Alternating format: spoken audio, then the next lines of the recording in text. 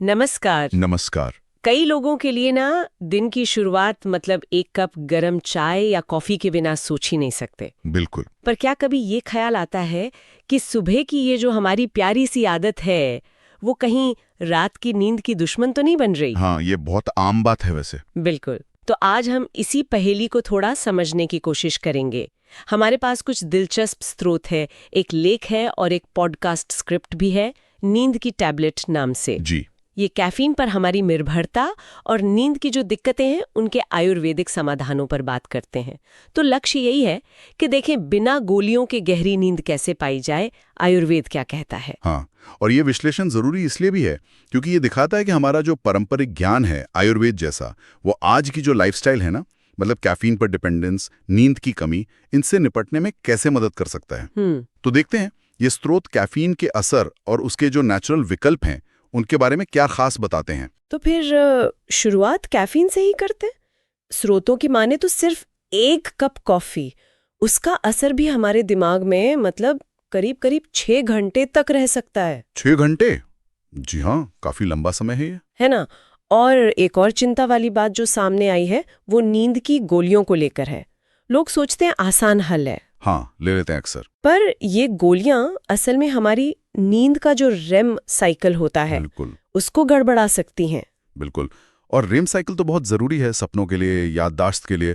तो मतलब नींद की क्वालिटी वो खराब हो जाती है। सही कहा, क्वालिटी पे असर पड़ता है। यही पर ना आयुर्वेद का नजरिया आता है जो थोड़ा अलग है। स्रोत बताते हैं कि कैफीन जो है वो शरीर में पित्त दोष को बढ़ाता है। पित्त दोष? अच्छा। आसान भाषा में समझें तो ये शरीर और मन में एक तरह की गर्मी, एक बेचैनी सी पैदा करता है। मन शांत नहीं हो पाता और फिर नींद आने में दिक्कत। बेचैनी। तो इसी आधार पर स्रोत एक बड़ी प्रैक्टिकल सलाह देते हैं, कैफीन कट ऑफ टाइम अपनाएं। कैफीन कट ऑफ टाइम मतलब ये कि दोपहर 2 बजे के बाद किसी भी तरह का कैफीन, चाय कॉफी कुछ भी नहीं लेना है। ओ, दोपहर 2 बजे?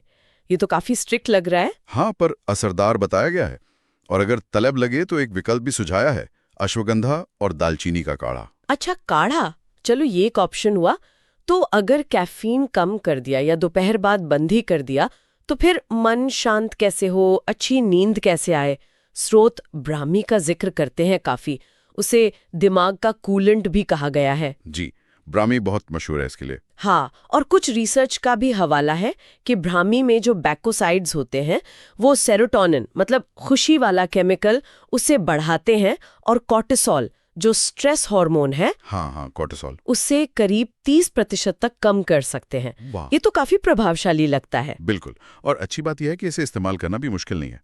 स्रोत में एक आसान सी कैफीन फ्री ब्राह्मी चाय की रेसिपी दी है। अच्छा, कैसे बनाते हैं? बस 1 कप पानी में 1 चम्मच ब्राह्मी पाउडर उबालना है। आप चाहें तो थोड़ा अदरक, तुलसी पत्ते भी डाल सकते हैं। फिर छानकर शहद या गुड़ मिला लें। सुनने में तो आसान लग रहा है। जी, कहते हैं ये दिमाग को शांत करती है और जो नींद का नेचुरल हार्मोन है ना मेलाटोनिन, उसके रिलीज में भी मदद करती है। और एक और टिप थी शायद कैफीन छोड़ने पर सिरदर्द के लिए। अरे हाँ, वो भी।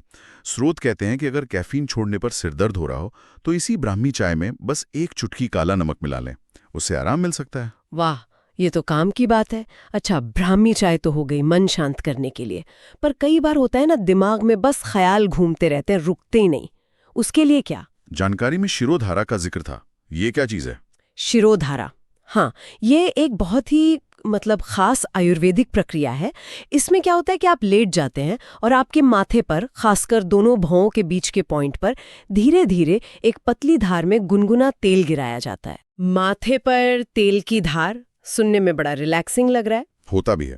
नारियल या तिल का तेल इस्तेमाल होता है अक्सर, और स्रोतों में इसे घर पर करने का एक जुगाड़ू तरीका भी बताया है, प्लास्टिक की बोतल में छोटा सा छेद करके। अच्छा, जुगाड़। हाँ, और तेल के लिए सुझाव है कि ब्राह्मी तेल में थोड़ा लैवेंडर एसेंशियल ऑयल मिला लें। लैवेंडर वैसे भी नसों को आराम देने के लिए जाना जाता है। और इसका कोई वैज्ञानिक आधार भी बताया है? जी, एक एम्स की स्टडी का जिक्र है। उसके मुताबिक शिरोधारा हाइपोथैलेमस को शांत करती है। हाइपोथैलेमस हमारी नींद के पैटर्न को कंट्रोल करता है। तो स्टडी कहती है कि इससे अनिद्रा यानी इंसोम्निया के मरीजों की नींद की क्वालिटी 40% तक सुधर सकती है। 40%? हाँ, ये तो काफी ज्यादा है। हाँ, सलाह यह है कि सोने से करीब 1 घंटा पहले कोई 15 मिनट के लिए इसे करें। ठीक है, तेल की धार के अलावा क्या कोई और भी तरीका है? थोड़ा अलग सा संगीत वगैरह का भी कुछ जिक्र था शायद। हाँ बिल्कुल, संगीत चिकित्सा यानी म्यूजिक थेरेपी। स्रोत खासतौर पर भारतीय शास्त्रीय संगीत के राग यमन की बात करते हैं नींद के लिए। राग यमन, अच्छा, इसका क्या कनेक्शन है नींद से? इसके पीछे भी एक विज्ञान बताया गया है।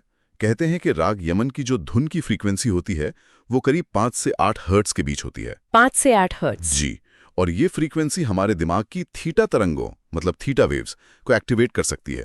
और ये थीटा वेव्स जो हैं ये गहरी आरामदायक नींद की जो अवस्था होती है उससे जुड़ी होती हैं। ओह, मतलब संगीत सीधा दिमाग की तरंगों पर असर डालता है। ऐसा माना जाता है। सलाह ये दी गई है कि सोने से कोई आधा घंटा पहले बिल्कुल धीमी आवाज में, मतलब वॉल्यूम 40% से भी कम रखें और इस राग को सुने। खासकर अगर बांसुरी या सितार जैसे शांतवादी यंत्रों पर बजाया गया हो तो और अच्छा।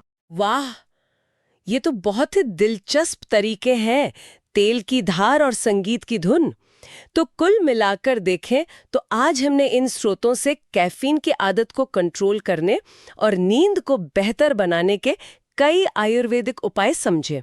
जी, दोपहर 2 बजे वाला कैफीन कट ऑफ रूल, शाम के लिए वो सुकून देने वाली ब्राह्मी चाय, दिमाग को शांत करने वाली शिरोधारा तकनीक, और वो सोने से पहले मन को शांत करने वाला राग यमन। बिल्कुल। और शायद जो सबसे अहम बात इन स्रोतों से निकल कर आती है वो एक सोच है, एक नजरिया है कि नींद जो है वो कोई लग्जरी नहीं है, कोई विलासिता की चीज नहीं।